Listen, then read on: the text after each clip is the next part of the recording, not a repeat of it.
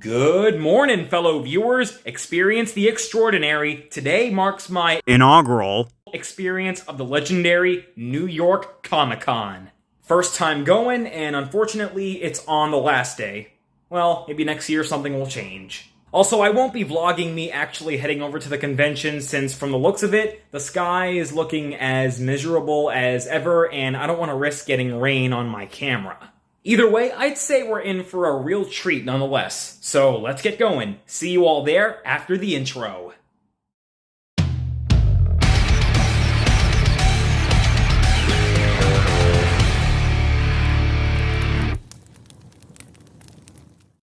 Hey gang, so the remainder of this video will mostly be a voiceover since, as you'd imagine, convention centers aren't very eardrum friendly. Plus, I really wish we had more footage to show since we only spent money for one day at the convention. I'll just be giving my thoughts on the convention for the many hours I spent here.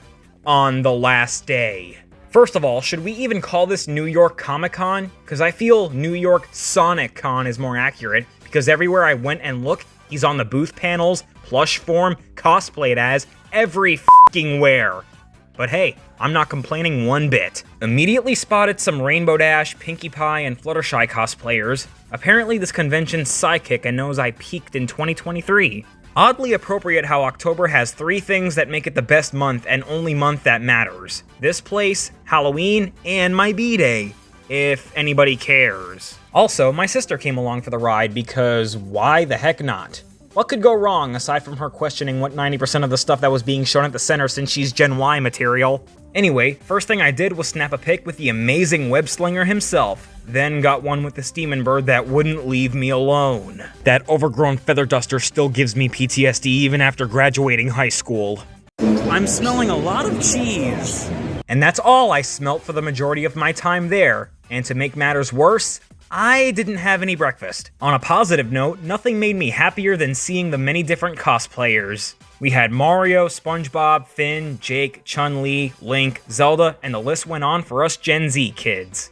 Good luck topping a crossover lineup like that, Avengers. But I drew the line when I saw someone holding a Chucky doll. I immediately said, "You ain't the Chucky that actually matters." But on a serious note, I was on a mission to find the booth that Ryan Drummond, Pete Capella, and Scott Driver were at and meet them. But with all the commotion and the amount of people, I sadly came to the sad realization that it wasn't worth it. But something equally as interesting was seeing the original voice actors for Barney and Dora. Never in my life did I think I'd get jump scared by these 2 children icons, but here we are. And you guys will never believe the pure utter shock my sister had on her face when she saw Bob West, aka the voice of a character off the only show she watched as a kid. But it's not like I could blame her. Barney was awesome back in the day.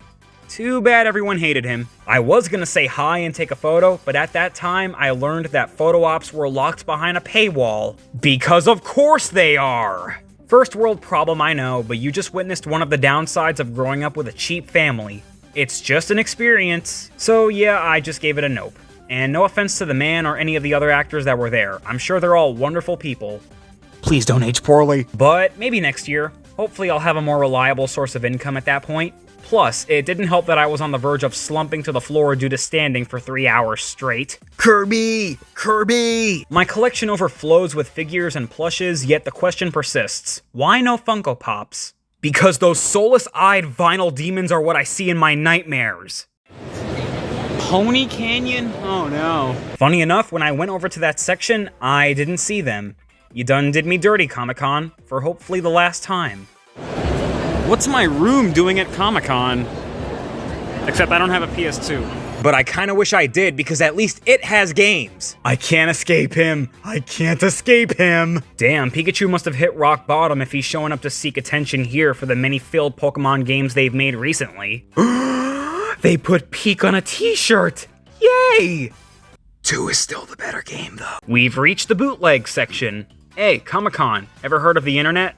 Boo! I'm still mad about that scam! Confession time, most booths were about as interesting as watching paint dry to me. Turns out advanced geekery knowledge was required for enjoyment. My brain, mildly unprepared. Shouldn't these be over at the Nickelodeon booth? Why? Great! Much like Jack Black, I think movie companies now tend to believe that a movie won't do well without an A-tier movie actress. I'm looking at you, ballerina. I know for sure that the place had a lot more going on, but not eating anything and walking for more than an hour with a backpack on is not the kind of energy I'd prefer to have here. Ignoring the fact that we both got lost for a bit and had to step outside the convention just to find each other, it could have been much worse. To put it lightly, I wish they did a better job at informing the visitors that most of the more interesting bits were locked behind a paywall, like the photo ops and such. Well, now I know for next time. Moral of the story, if you ever have plans to go to this place, bring an ass load of cash. And a portable chair if that's even allowed. Typical day for me at a convention. I have no idea where I'm going. I thought they said no selfie sticks. Farewell, Comic-Con. See you next year. Hopefully my self-esteem gets boosted a lot more when that time comes. And now, here I am, back home.